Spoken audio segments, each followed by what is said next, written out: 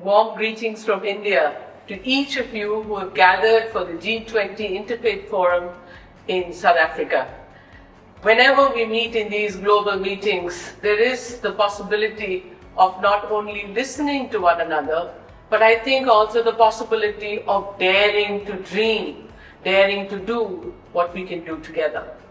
So allow me in the next 2 or 3 minutes to share my thoughts, both as President of Shanti Ashram, but also as co-moderator of Religions for Peace, where we constantly and continuously harness the power of interfaith collaboration. If you look around the world today, of course, what consumes you is violence, violent images, and the consequence of violence in people's lives. I know you will speak about it. So allow me the freedom to step back and to think about 3 things which I hope can add to the richness of your conversation. The first is Swadharma, a concept in India where one is allowed the freedom to connect with oneself, our own innate nature. And by connecting with oneself and people around, we find our purpose. In gatherings such as this, while it seems intense and many people and many sessions, I have always found the time to find my quiet corner, to find the time with my conscience, my mind, and the ability to do something, to find and renew my Swadharma, the purpose and the innate nature of a person. Of course, when we meet like this, and I saw the beautiful group photo you took at the G20 Interfaith Forum yesterday, the image itself speaks for itself. Where people, diverse stakeholders, including religious communities, religious leaders, people from government, people who bring service to community, the last mile connectors, you're all together here.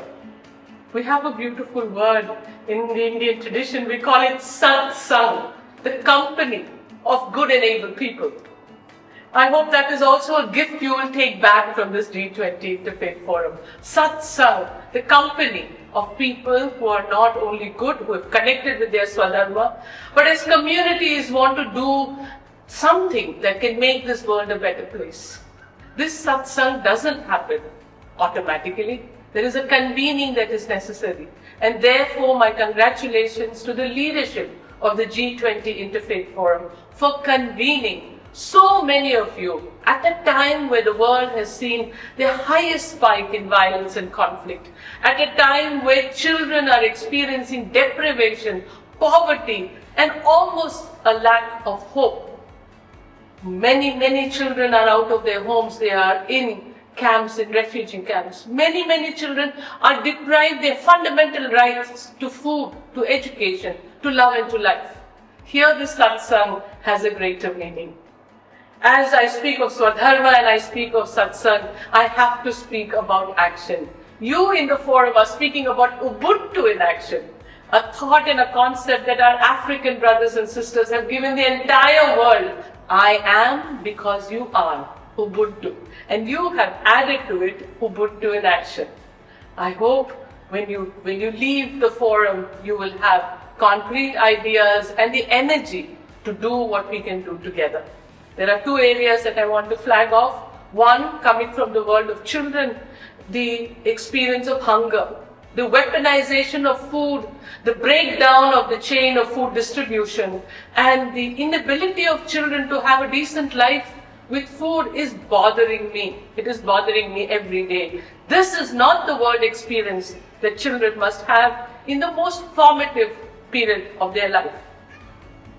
Please consider looking at the area of food and nutritional security. Professor M.S. Swaminathan, the famous agriculture scientist who won the first World Food Prize, said, "The future of a nation is not a nation with guns. The future of a nation is good where there is grains for everyone."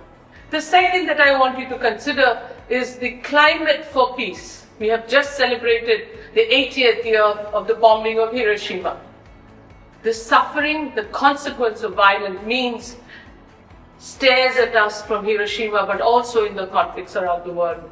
So Ubuntu in action, amongst everything else that you discussed, please consider discussing food and nutritional security, and please consider discussing also how we can create a public opinion, a public climate, an environment where we can dream of peace. From the land of Mahatma Gandhi, I send you greetings. From the land of 1 billion people, I look at you with hope so that we can do what we must do together. Ubuntu in action. The realization of the message, I am because you are. My congratulations again to both the conveners and the leadership, including my dear friend Dr. Catherine Marshall, but all of you and the participants who have decided to come together to do something for our global family.